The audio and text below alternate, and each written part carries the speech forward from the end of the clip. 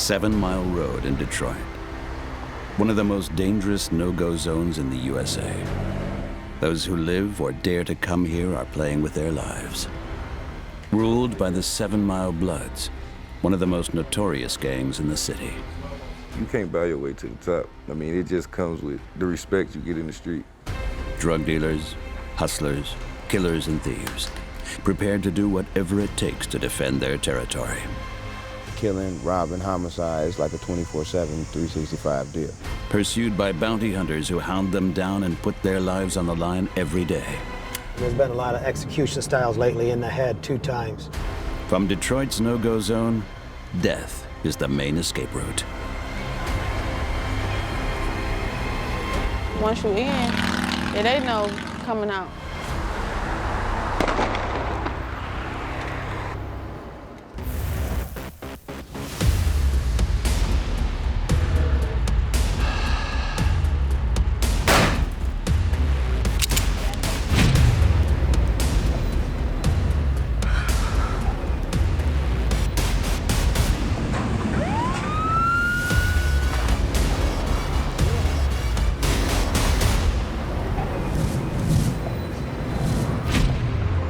Detroit, Motown, once the engine that powered the American dream. But while the wealthier people escaped to the suburbs, the bitter reality inside the Motor City became all too apparent. The former heartland of the U.S. automobile industry is teetering on the edge of an abyss. Poverty, crime, decay. For years, Detroit has been considered one of the most dangerous cities in the USA, and especially infamous is 7 Mile Road. This is an area so tough that even the police only dare tread during the day.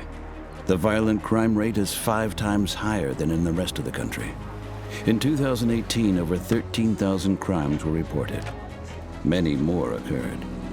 7 Mile in particular is the front line for the bloody territorial battles that brutally define this no-go zone.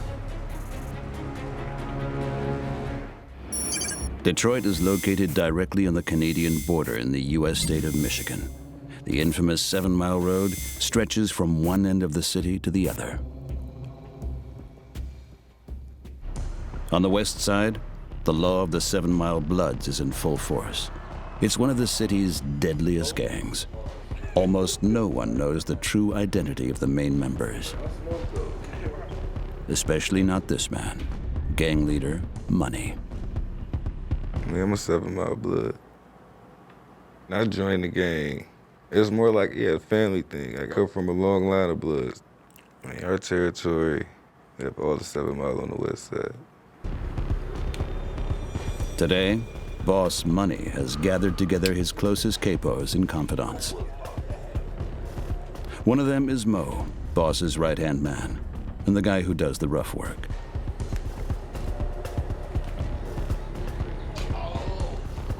And under the Jason mask, Meech, the gang's street dealer. For over 10 years, they've been controlling the drug trade with an iron fist. Anyone who gets in their way usually gets shot. Oh, this crack cocaine. Altogether, this about a little under half a key. People would die for this. You wouldn't walk around with this on the street. Nah, man. Hell no. Main source of income? Crack. Another word for cocaine mixed with baking powder and water and then boiled up. Every month, Money sells a kilogram. Street value, $40,000. I would give this to a couple of my guys in the street. The drug game here is extremely dangerous. You gotta worry about the jackers, stick-up kids, the police. I mean, just the people who just don't want to see you shine. It comes from all angles. Your best friend will kill you in this game. His man for the dirty work, right-hand man Mo. Man, should have sold the king for me.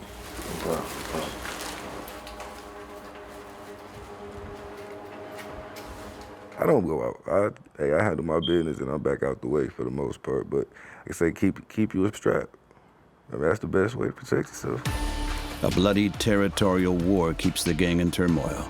To keep their rivals in check, Boss Money needs a steady flow of new weapons.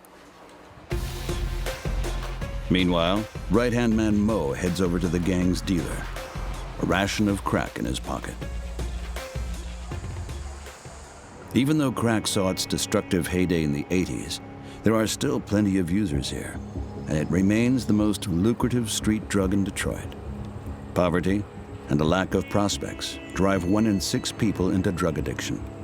Besides crack, heroin, and cocaine, the market is flooded with opioids, and only the strongest of painkillers can kill the pain that the 7 Mile Road deals. Drugs and turf wars are part of daily life on 7 Mile.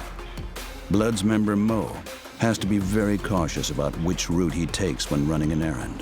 One wrong turn, and it could mean his life. Now you see right here, this the cutoff line for the Territorial. You got that side, this side. You know what I mean? And this is where it is. When somebody from the rival side comes, then yeah, it's automatic problems. They either can get, you know, a fight could break out, shooting to break out, stabbing, anything. But it's most definite problems coming across the Territorial line. Which is why the gang wants to stock up on weapons. Defending their turf has top priority. Outsiders often don't know for sure which area they're going through. It's gotten too risky for the gangs to make markings like graffiti.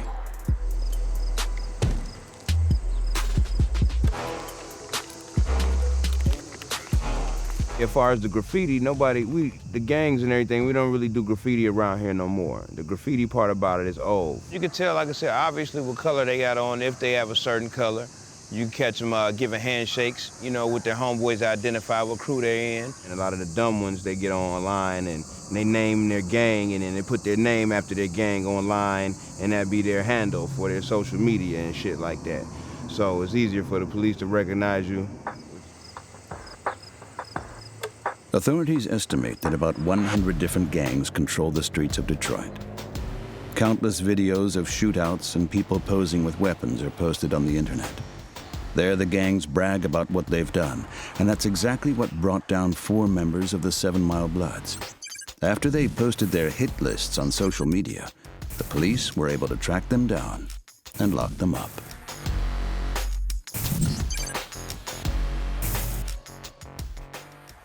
For gang member Mo, it's a warning to behave as inconspicuously as possible.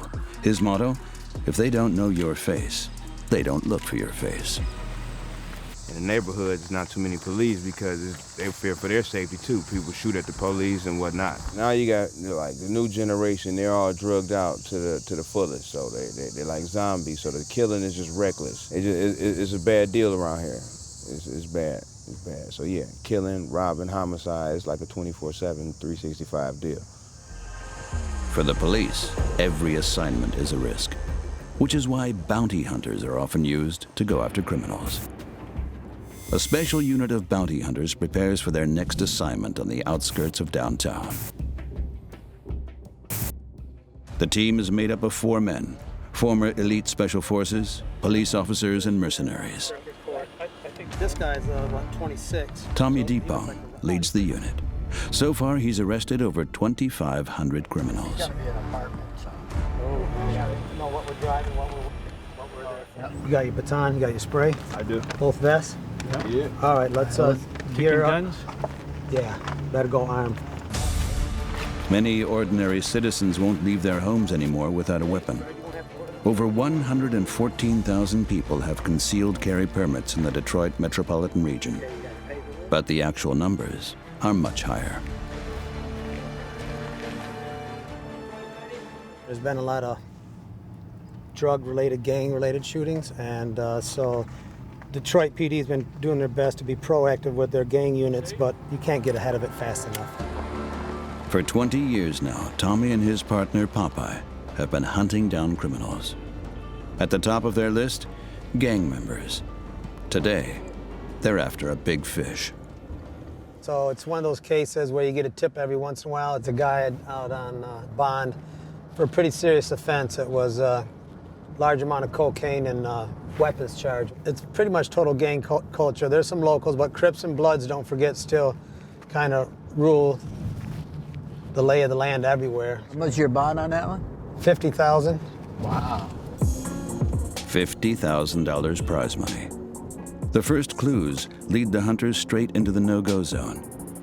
And who knows which criminals the bounty hunters might encounter. 7 Mile.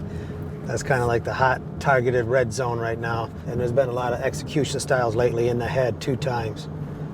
So it's, they're not playing. It's when somebody says that they're gonna come and kill somebody, we used to laugh about it 10, 12 years ago. Now they are coming to kill somebody. You take it serious. And unfortunately, a lot of the... Back to the right. Yes, to the right. People with the guns, the shooters, are juveniles. The bounty hunters drive to the criminal's last known address. Standard procedure. They're counting on tips about his current hangout. If arrested, fugitive could face 8 to 10 years in prison. The hunters are also on the lookout for smaller fish in this pond. In his 50 years as a bounty hunter, Popeye, the veteran of the troop, has been attacked several times.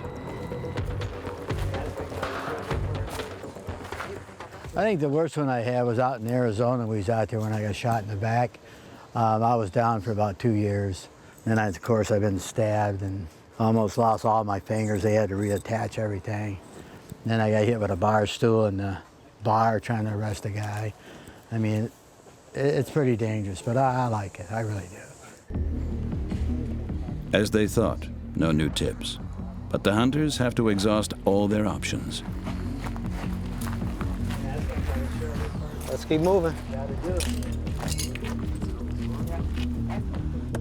They hope to get more information from the sister of the wanted drug and weapons dealer, so they set off in her direction, despite the risk.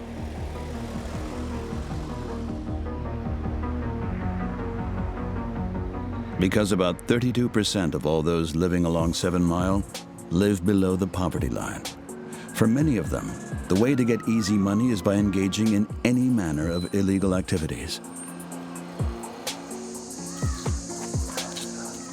Like for right-hand man Mo, he delivers the weekly ration of drugs to the dealer of the gang. What's up, my dude? What's up, man? Drug dealer Meech supplies countless customers in the no-go zone with new merchandise. His specialty? Crack, smokable cocaine, cheap to produce, and a quick high.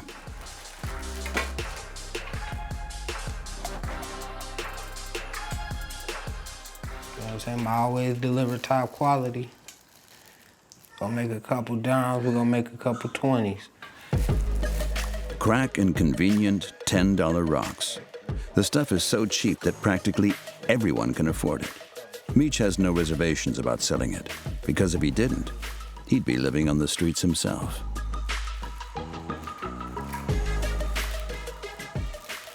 You can always choose, you wanna be broke, you wanna be starving, or you wanna get you some affiliations. I've never seen nobody do anything without any help, and that's what these people who are around me, they have allowed me to always eat. So, you know what I'm saying? Yeah, you can choose. It's a choice, you know what I'm saying? For me, it was an easy choice, you know what I'm saying? It wasn't like nobody made me do anything. It was like I wanted to get some money. The two have known each other since they were kids. They grew up together. While Mo makes his way to the next deal, drug dealer Meech gets his business going. Basically, my blow phone, my weed phone, and just me phone.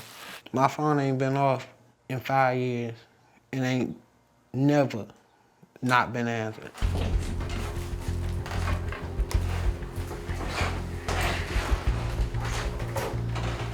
His territory? Everything along 7 Mile.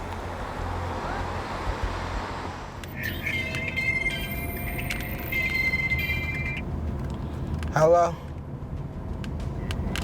I'm about to pull up right now. Meet me up here. The dealer sells mainly to regular customers. His route takes him through the territory of a rival gang. If he steps over the line, he'll face some hard consequences. This neighborhood notorious for setting the house on fire. That's like, don't hustle around here. That was the first time. Second time, they coming to shoot you and kill you. Keep your dope. The jobs that was here, they ain't here. Everything's fucked up now. The culture is fucked up. The dope game used to be but it didn't change. Those three familiar bedfellows: unemployment, crime, and decay. In many places, Detroit resembles a ghost town, once home to the U.S. automobile industry, major companies like Ford, Chrysler, and General Motors. Since the economic and financial crisis, a lot of these factories have been empty. The result? Huge layoffs. Entire sectors of the economy moved out, and tax revenues have fallen to all-time lows. All that's left of the American dream is a living nightmare. Extreme poverty prevails on 7 Mile. Countless families can't make it without food donations. Steady jobs are rare. Although some big companies have returned, the good old days are over.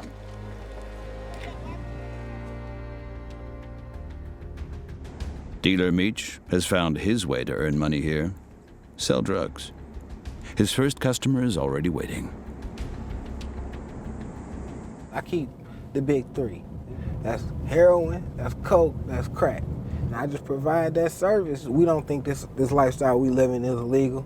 We don't, this is natural to me. The transfer point, a gas station on the west end of 7 Mile. At the gas station. Get it. What up, though? The gas stations are among the most dangerous spots along 7 Mile.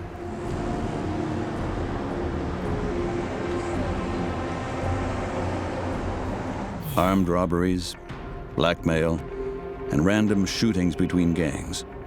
Innocent people often get caught between the fronts. Anyone could be a victim, especially at night.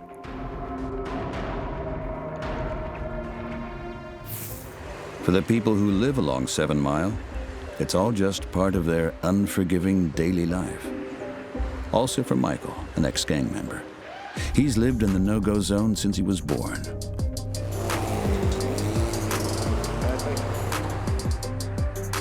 Gang wars flare up every week. Countless people have already lost family members or friends in these struggles. For the station attendants, all customers are suspicious at first. In the no-go zone, they prefer to be protected by bulletproof glass. Michael could also be a criminal or a gang member. It's very necessary, anything can happen. Someone can come in here, try to reach over there, or someone come in here armed, try to rob the store, which they ain't worried about that. But, it's just basically safety purposes. A lot of hot spots along 7 Mile have their own special names. Like Michael's, he lives in the so-called red zone.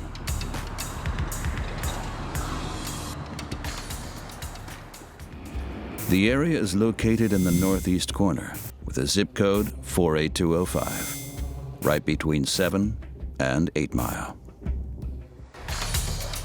The red zone is so dangerous that some of the people who live there call it the war zone, because the 7 Mile Bloods have also got their deadly finger in the pie. The main problem in this area is gangs. Everybody want to be a gangbanger, so that creates a lot of violence, Everybody wants to be a blood. With no hope for the future in Detroit, young people are driven onto the streets and directly into the hands of the waiting gangs. Michael was also unable to escape their allure. The temptation for quick cash got the better of him. It was the birth of his youngest son that woke him up. I didn't know I could make boys. From the time I was 16 till the time I was 18, I was, running the streets, selling drugs, And by the time I was 18, that changed. I got locked up one time, wanting to stay free, stay alive, because anything you go out here thinking you gonna hustle and a person kill you over fucking 20 bucks, just because they don't care about nothing. Michael spent more than 1 year in prison. Since then, he earns a lot less money working shifts than he did as a drug dealer. He wants to show his children that there's another way besides gangs and violence. The kids, it's very important. You want the kids to grow up to do the right thing.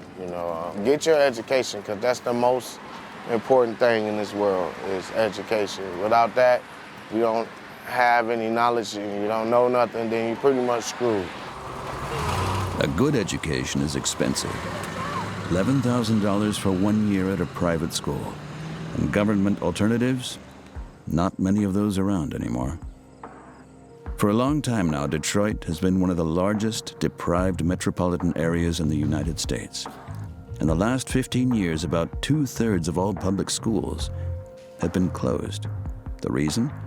The collapse of the economy has had a major impact on the size of the population. Once the richest city in the country, it is now among the poorest.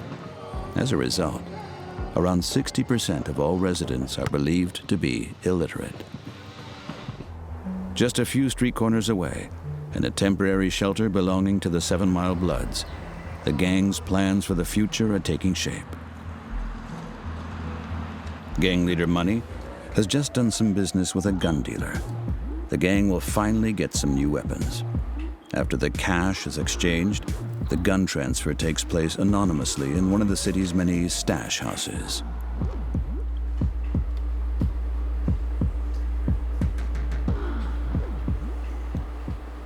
Every stash spot gotta have something different. You don't keep everything in the same spot. I keep a stash spot for the money, keep the stash spot for the different drugs. You never keep the drugs and the money in the same spot. And I don't ever keep all my drugs in the same spot. For such a special assignment, Boss Money only lets one man in the gang do the work, his right-hand man, Mo. Almost 1/3 of all houses in the city are empty, because only about 670,000 people still live in Detroit. In its heyday, there were over 2 million. For gangs and criminals, the abandoned houses are the perfect stash for drugs and guns, or to hide a body.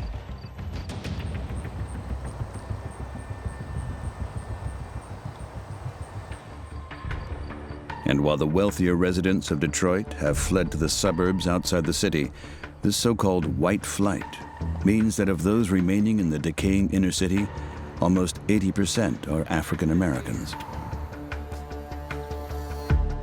Including Mo, the right-hand man of the 7 Mile Blood leader, who grew up here. He earned his status over the course of many ruthless years.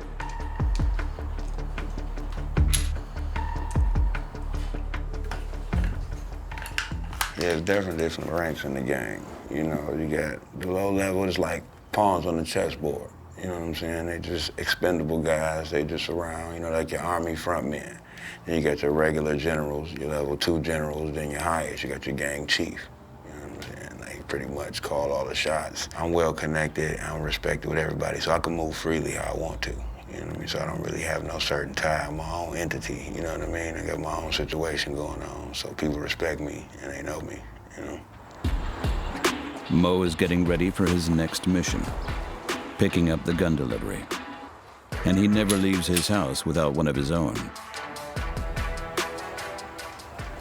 Yeah, it's definitely best to protect yourself when you come do this. It's just common sense, Like they say, don't bring a knife to a gunfight. So shootouts with police officers, shootouts with other gang members, shootouts with other crews. Yeah, it's a lot, Only with the requisite firepower can they continue to dominate their territory and the other gangs, because the touch paper might light at any moment. Meanwhile, the bounty hunters have almost reached their destination. Their search leads them to the border area of the 7 Mile Bloods, where the sister of the wanted drug and weapons dealer allegedly lives. But here, lower-ranking gang members might cross their path.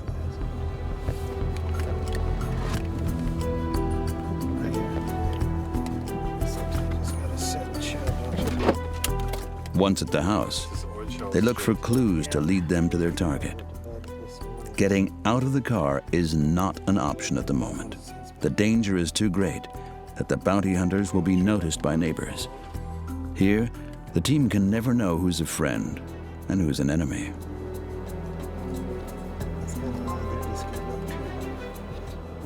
For the most part, nobody wants to get involved because of the backlash and social media and the wildfire, that how they can, go like that. If they were found out to have assisted, it could be very serious consequences for them. So they're more apt probably not to say anything.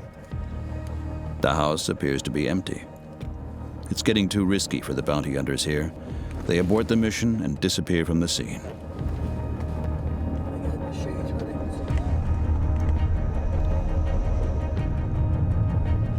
During a short break, the neighbor from before reappears.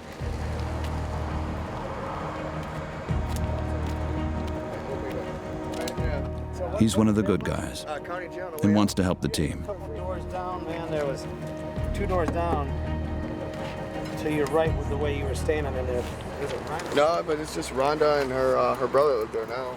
Well, that covers that up good. That keeps us from sitting out there bugging, worrying the neighborhood, sitting there wasting time, burning daylight. Yeah, 'cause I mean, that A setback. The wanted man is not at his sister's house. There you go, brother. Right on. That's my cell. Shoot me if you would. Text me your cell. Just if we get anything hot back this way, we'd get some ears and eyes on it before. Of course, if you see him, shoot me a text. I'll take a picture and shoot that to you. Poke down in there at all, or no? The bounty hunters have informants all over the city. For a hot tip with a successful outcome, they'll pay up to $1,000. Right now, they're waiting for some feedback from their most important contact. Only a few street corners away, drug dealer Meach is making his deal at a gas station on 7 Mile.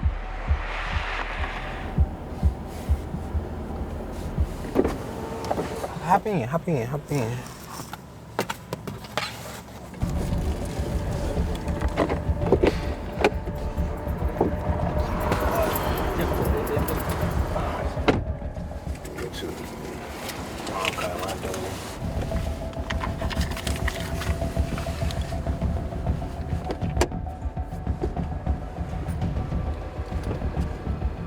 Two rocks for $20. One after the other, dealer Meach makes the deliveries to his regular customers.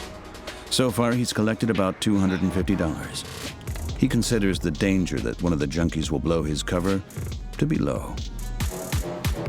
I don't really do the shady spots and stuff like that. We're gonna pull up real quick. I know the general area that I'm pulling up.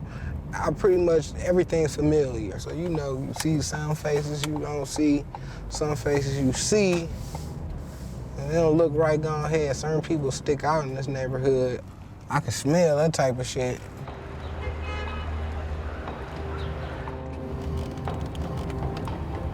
I'll be there in a minute. He's careful. He only gives his number to loyal friends and helpers of the gang. What up, bro?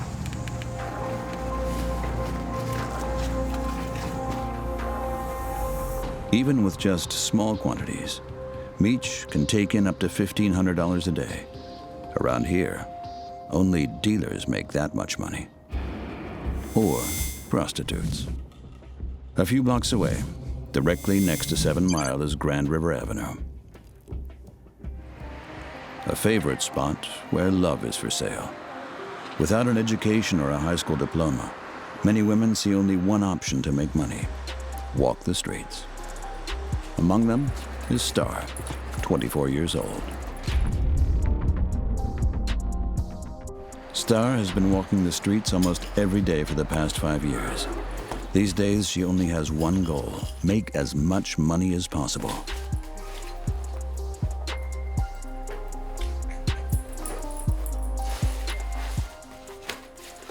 You know, living out here, you just gotta know how to survive. You know, some people base their life on love, some people base their life on survival. And, you know, it's hard, but you just do it. At night, it's even more dangerous on the streets, especially at the spots along the no-go zone.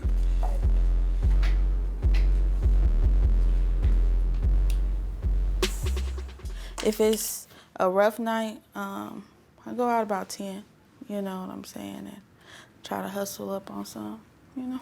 But other than that, try to keep my regulars, you know. So that's how I get guaranteed. Shit, I got kids out here. I gotta make sure I could send money home, you know? I'm trying to see 2,000, 3,000 a day, 1,000 a day at least, that on a low day. Because if it's not that, then what else is it? Star hustles without a pimp. As a single mother, she's out on her own. The streets have their own laws, and everyone knows the unofficial rulers of 7 Mile.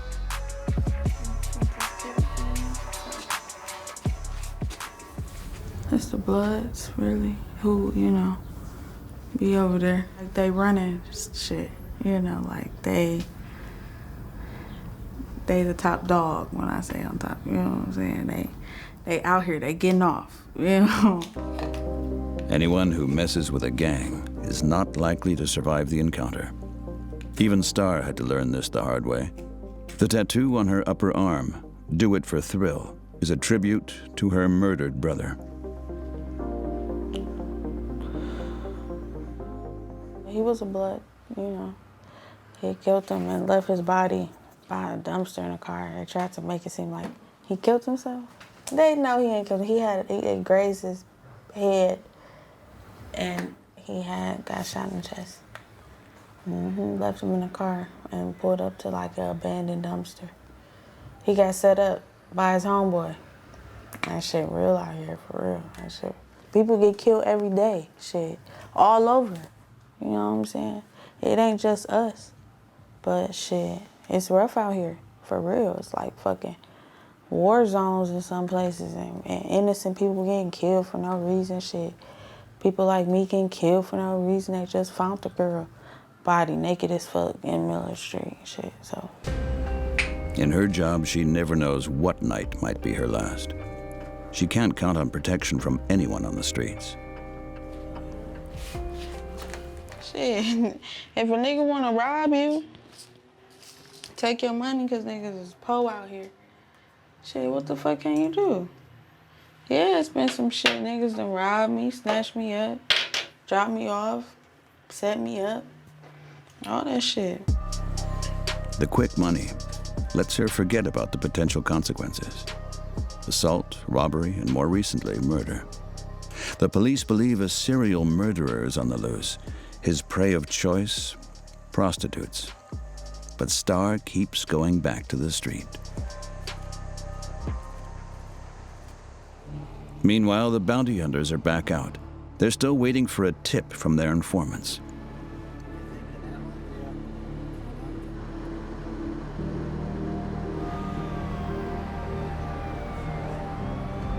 For gang member Mo, it's time to get going. His mission? To pick up the gang's long-awaited weapons shipment. Everyone's waiting for darkness to fall in one of the most dangerous cities in the USA. As night descends, the entire length of 7 Mile is transformed into a deadly no-go zone. The risk of being murdered in Detroit is 11 times higher than New York City. An endless gang war holds the city in its clutches. Once police show up, a showdown is usually already over. The residents have but one chance to survive the night. Don't leave the house after dark. Michael also stays within his own 4 walls.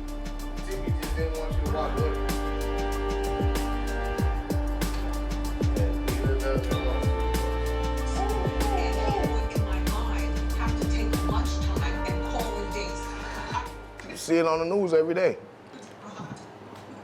I don't think there's a day that go by that I turn on the news and it doesn't say anything about someone innocent getting hurt or just, someone getting shot, period. We just had a holiday. In that one day, we had over 20 shootings.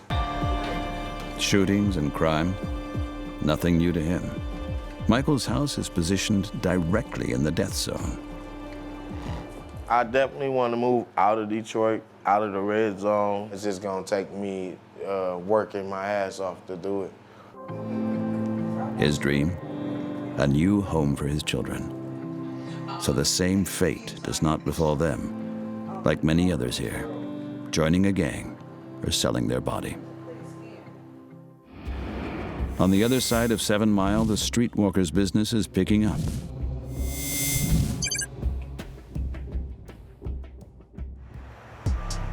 Anyone who walks the streets here at night is playing with their life. But Star sees no other way out. The brutal conditions of life in Detroit have stolen her dreams.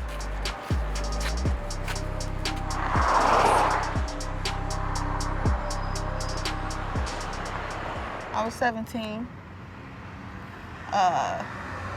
My mom, like I said, she wasn't around. I was with my grandparents, and then we needed money, and I was out here. I fell in love with this dude, and he introduced me to the fast life. I'm still thankful for him because I touched bands with him. I touched money, real money with him, but he got me out here with this hustle. Once you in, it ain't no coming out. It ain't no getting out of this.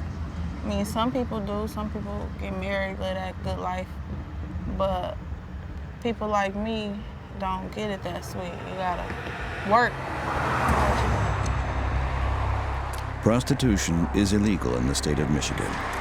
If Star is caught, she could face a $500 fine and 93 days in jail. I'm not trying to get locked up, and they be out here rolling, all up and down here, you know what I'm saying? All up and down 7 Mile, all up and down Grand River, and I'm not trying to get popped or knocked off, you know what I'm saying? I got warrants out here. I'm not trying to get arrested. I don't need shit on my record. But females out here that set you up. On the street, there's one thing besides the police that can also be a danger for Star. Other prostitutes. The women fight fiercely for their territory, with knives or even guns.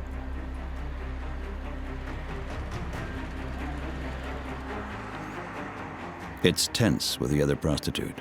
Star decides to back off and keep safe.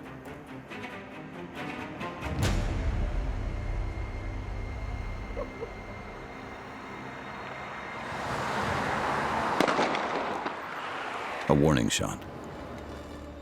Just one of many. In the last 5 years, there have been more than 1,500 shootings. Over 700 people lost their lives. Gang member Mo always has his gun at hand. A drug dealer has left the gang's latest delivery in one of the empty stash houses.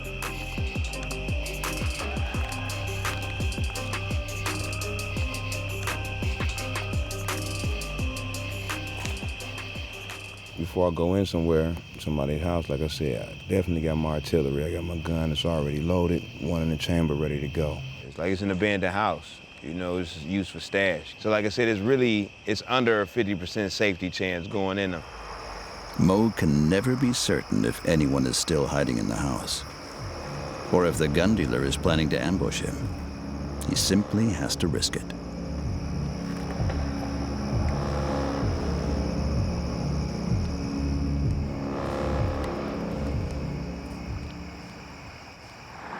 Not so far away from gang member Mo, the bounty hunters are still looking for the wanted drug and weapons dealer.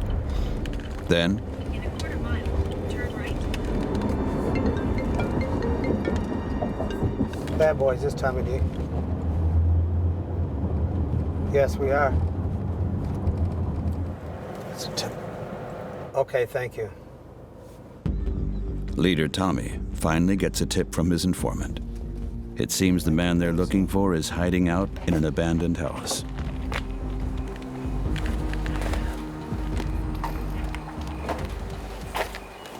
right, so we got the tip, right? Yeah, it's right here. So we'll just go down the street, check it out. Let's check the front first. Check for any doors or any loose wood on the windows. See if we can get a peek inside, and then if there's nothing in the front, let's get around the back, because that's most likely where they're going to gain entrance into the building. All right, watch your arse.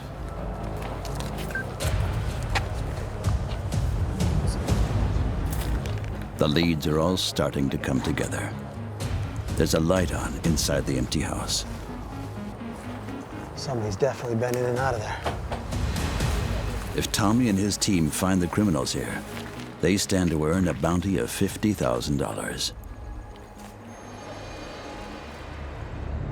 In the meantime, the prostitute Star has found a new street corner and hopes there won't be any shootings here tonight.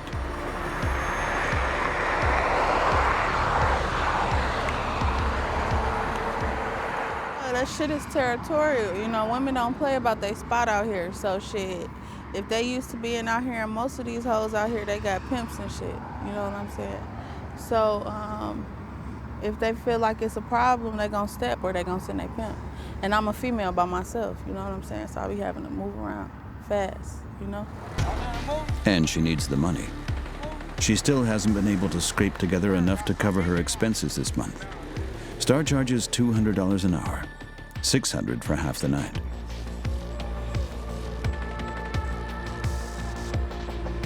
After over 1 hour, an interested trick shows up. Finally, a chance to earn some money.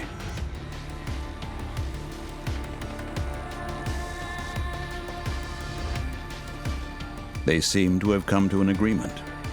But in a city like Detroit, Star can never be too sure about who she's getting in the car with.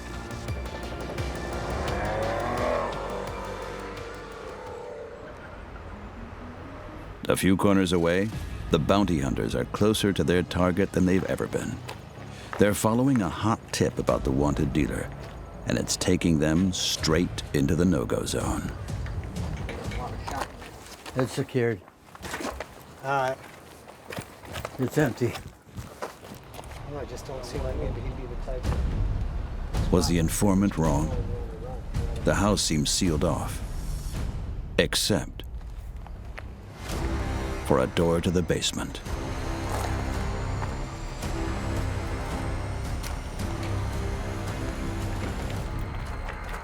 Might be fitting.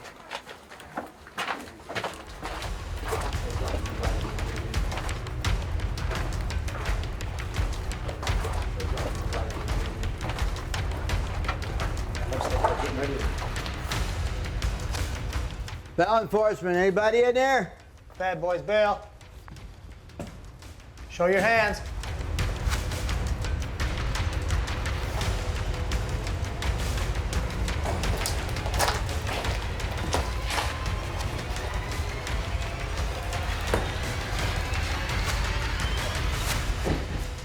But the operation proves fruitless. Nothing. No trace of the wanted dealer. The men had been hoping for more. The basement and everything was clear. God, we thought we had the building that was secured, but we get in there, we find a rat hole, we go in there and thought for sure somebody'd be in there, but no one's in there. So again, the chase continues. There's nothing left for them to do but wait for a new tip, which could come tonight or tomorrow. Then they can continue their hunt. At the same time, gang member Mo also finds himself in an abandoned house. His mission?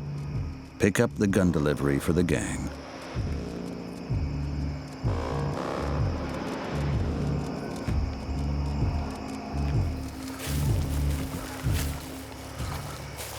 Few guns inside the bag. Your serial number scratched off the weapons. Weapons are never registered. Then we gotta handle some situations with our enemies with the rest of them, the rival crews, because we had a situation. Mission accomplished. The new weapons will make sure the gang can continue to dominate their territory. At the current hideout of the 7 Mile Bloods, Boss Money and the rest of the gang wait for the fresh delivery. Because guns mean power.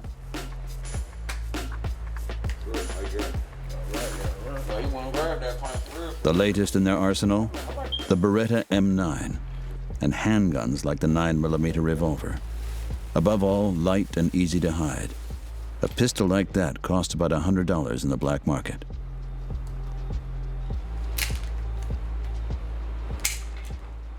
I mean, money you can't buy your way to the top. I mean, it just comes with the respect you get in the street. I done had to do some things out here because you gotta protect your name. In the no-go zone along 7 Mile in Detroit, it's the survival of the fittest. Each and every day and night.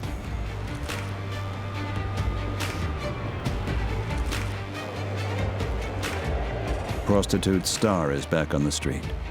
She's waiting for more tricks, in the hopes that at least her children will have a better life. The goal is to move, to get away from all of this shit. I just gotta stack enough money to be able to take my babies away. I'm not there yet, but I'm almost there. Gang leader Money can imagine only one direction for himself and the gang. Keep getting bigger and more powerful. His solution is simple. The ones with the money has the power. Like, because the money you can do what you want. So it's just it's get the most money. Other gangsters try to get out of this mess, including Mo. But he knows there's no escape from the downward spiral. It's inevitable. Something negative is gonna happen. I keep doing this. You know, I got a family, kids, I wanna see them. But for right now, like, you know, we don't really think that far about the future. It's like a day-to-day thing.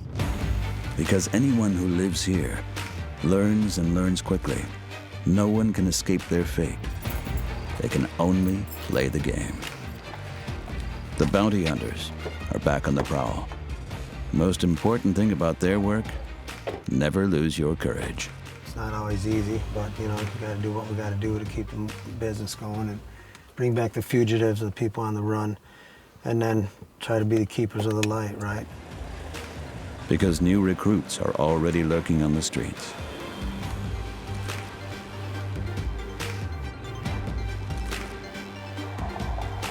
Crime, violence, drugs, and murder. In the no-go zone, the chances of getting out are basically zero.